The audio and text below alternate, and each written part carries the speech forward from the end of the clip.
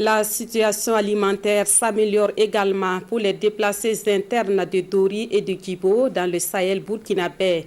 Ils reçoivent des vivres de la part de Coris Bank International. Le don d'une valeur de 14 millions de francs CFA a été réceptionné par les autorités régionales du Sahel le 28 avril dernier. Ibrahim Kagone et Pinitsi Inyano. L'institution Coris Bank International au chevet des déplacés internes de Dori et de Djibo.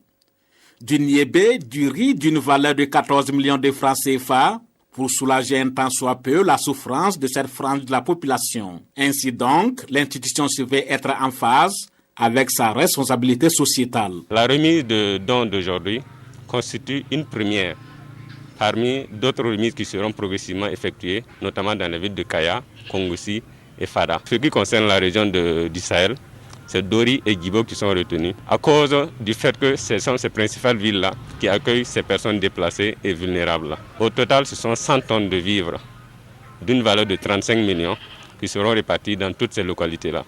Et pour Dori et Djibo, la valeur globale de ces vivres est estimée à 14 millions.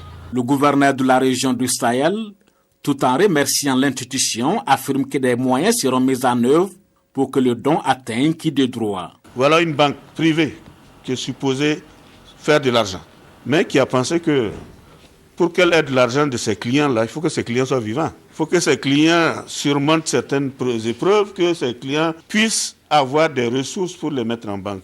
Donc, nous avons reçu de Coris Bank un lot de sacs de riz, de sacs de haricots, qui sont destinés à la commune de Dori et à celle de Djibo. Nous allons nous empresser de trouver les moyens le plus rapidement possible pour que ces dons-là parviennent à leurs destinataires. François Bazier, chef d'agent de Dori, représentant la direction générale de Coris Bank, invite la population du Sahel au respect strict des gestes barrières et le lavage des mains.